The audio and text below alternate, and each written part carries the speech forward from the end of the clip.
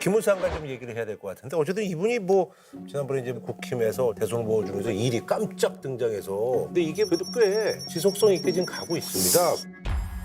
그래서 최근에 노동개혁 세미나에 이분이 이제 등장하셨는데 여기에 국민의힘 의원이 60여 분이나 모여가지고 야 이게 뭐 실질적인 어떤 대선 캠프 출정식이 아니냐 주변에서 이런 얘기들이 좀 들리고 있습니다. 예. 지지율이 깡패잖아요. 예. 어떠세요? 근데 제가 볼 때는 지금 피크인 것 같아요. 이제 빠질 것 같아요. 아 그래요? 왜냐하면 이분이 정광훈 씨랑 연결돼 있잖아요. 정광훈 집회도 너무 많이 나가고 실제로 만약에 선거전 들어가면 공격당할 때 너무 많은 거 아까도 말씀드렸잖아요. 정광훈의 광화문파와 소년보의 여의도파 간의 경쟁에서 지금 주류는 소년보 쪽으로 가고 있다 그러잖아요. 근데 그 그러면 소년보파는 만약에 네. 탄핵이 인용이 될 시에는 누굴 미는 거예요? 그럼 그러니까. 유승민 의원님을 그때 되면 그 좋은 이야기. 그 사람들은 네. 이길 만한 후보 쪽으로 간다니까요. 지금 여의도파나 개신교 주류, 기독교 주류들은 그리 갈 가능성이 많아요. 네네. 그러면 김문수 후보에 대한 지지율이 빠지겠죠.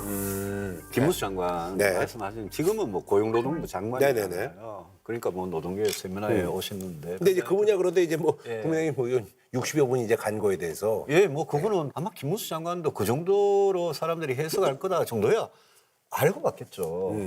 그 민감한 시기에. 네네. 근데 우리 김문수 장관님 오랫동안 정치 같이 해서 잘 압니다. 잘 아는데 이제 옛날에는 굉장히 왼쪽에 그쵸. 예, 계셨다가 너무 많이 보수 했었거든요. 정당에 네. 왔다가 우리 당이 굉장히 오래 있었죠. 경기도지사 뭐 예, 경기도의사도 하고 국회의원도 3번인가 하고 근데 낙선을 2번을 하고 서울시장하고 그렇죠. 또 네. 대구에서 네. 그러고는 최근 한 5년 정도를 자유통일당을 했거든요. 정광훈 목사하고 네네네. 같이 자유통일당을 하면서 이제 완전히 거리에 투사가 되신 분이라서 국힘 당적은 있어요. 그것도 저는 잘 모르겠어요. 자유통일당 당적을 얼마 전까지 그럼 이중 가졌는데 당적은 안 되잖아요. 경산원 위원장 하면 고용노동부 장관 하면서 당적을 버렸는지 그거는 뭐 확인을 해봐야 되는 문제인데 근데 이제 이분이 제가 말하기 좀 조심스럽긴 한데 예컨대 뭐 김구 선생이 중국 국적이다. 네네. 김구 선생 국적이 뭡니까? 김구 선생 국적은 뭐 여러 가지 그 있습니다만은 중국에서 중국 국적을 가졌다는 이야기도 있고 여러 가지 있는데 그 부분은 제가 국사학자들이 다 연구해 놓은 게 있습니다. 일제 강점기에 살았던 우리 선조들은 국적이 일본입니까? 나라가 다 뺏겨서 일본으로 강제로 다 그러면 편입된 저의 부모님, 후보자의 부모님 일제 치하의 국적이 일본입니까? 일본이지 그걸 모르십니까? 이런 이야기가 이제 굉장히 좀 나가는 이야기가 너무 나가는 이야기고 단일 종족주의라는 책 아세요? 네. 몇 년 전에 그 예, 정말 예, 예. 전국을 뭐 아주 우리 놀라는 뭐 식민지 예. 건대화론 그거를 쓰면서 그 안에 이제 위안부나 강제징용 문제나 뭐 독도나 이런 데 대해서 우리 국민들 입장에서 받아들이기 굉장히 힘든 내용들이 그 안에 있거든요. 근데 그 반일 종족주의라는 책에 굉장히 빠져 계신 분이에요. 김문수 장관이. 그래서 사석에서 사람 만날 때 그 책 이야기를 굉장히 하신대요. 그래서 저는 그분의 상당히 그런 극우적인 그런 입장들이 국민의힘안에서 저하고 제일 이렇게 보면 극과 극에 계신 분 같아서 그분이 만약 출마를 하시게 되면 당원들하고 우리 지지층 우리 국민들이 결국 이제 후보를 뽑을 건데 나중에 예? 이재명 대표는 우리 안방까지 다 쳐들어가지고 중도 보수라고 저러고 있는데 김문수 장관 같은 분 내세워가지고 이길 수 있느냐 그 점을 아마 우리 국민들이나 당원들께서 판단하시지 않겠어요? 김문수 뭐 현상이라고 표현하죠. 김문수 그쵸. 의 현상에 대해서는 저는 강하게 맞서야 된다고 생각해요. 대표이나 아니면 보수를 대표하시는 분들은 강하게 맞서야 되고 이게 논리적으로 그 당시 일제시대 국적이 일본이었다 이렇게 얘기하면 8.15가 광복이 아니고 패망의 날이 되잖아요. 나라 망한 날이에요. 그렇잖아요. 상해 임시정부에 있던 사람들은 반국가 단체예요. 말도 안 되는 얘기를 지금 하고 있는 거잖아요. 그건 누구나 다 아는 거예요.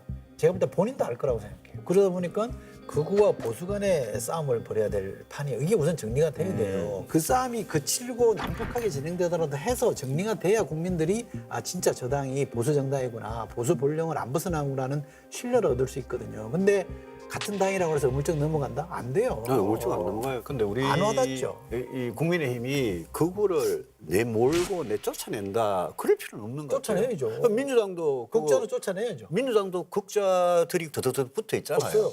왜 없어요? 제가 뭐 당적은 없지만 극자는 없어요. 아니 근데 우리가 극우를 쫓아낸다 이거보다 우리가 너무 오른쪽에 가버린 거예요 지금. 그래서 우리 이수정 말씀하신 대로 보수를 튼튼하게 지키고 거기에 좀 극우적인 생각하는 분들 그분들도 허용을 하는 거죠. 그렇게 할 수 있는데 말도 안 되는 이유로 군사력을 동원해서 개헌한 사람에 대해서는 한마디도 안 하면서 그거는 진작 정리했으면 안 좋고 맞다 이거지. 앞으로 언젠가는 정리해야 되는 문제니까. 그러니까 국민들이 우선 야 너나 잘해 우선 능력하지 말고 이거라니까요. 오케이 할게. 예, 그 얘기는 이제 뭐 이 정도까지만 하고요. 김문수 장관이 이제 그 중도 확장성이 부족하다 이런 지적에 대해서 이제 김 장관이 나는 사실 노동운동부터 시작해서 가장 밑바닥부터 출발했다라고 이렇게 반박을 하고 있는 상황인데요. 어떻게 보면 이제 정치인들이 이렇게 극각으로 이제 변신한 거잖아요. 두 분은 이거에 대해서 어떻게 보시는지 이런 사례들이 꽤 많거든요. 유인태 의원님께서 네. 재밌는 말씀 하시는데 극과 극은 통한다고. 네네네. 그런 얘기 많이. 예, 예, 실제- 남극도 춥고 북극도 추우니까. 시중에 많이 떠돌더라고요. 예. 그러니까 김문수 장관 같이 굉장히 왼쪽에 계시던 분이 네. 이제 보수 쪽에 오면 더 좀 극단적으로 가는 경우가 있고 사실 진보에서 보수로 넘어온 분들이 훨씬 많아요. 많죠. 그죠? 따뜻하니까요. 뭔가 따뜻해서 그렇다기보다 따뜻하죠. 젊은 시절에 뭔가 이상을 가지고 하다가 진보의 어떤 이중성이나 진보의 위선이나 이런 데 좀 환멸을 느껴가지고 보수로 이렇게 넘어오신 그런 정치인들은 저는 많이 봤어요. 그리고 시대적으로 보면 사실 소련의 패망이나 맞아요. 예.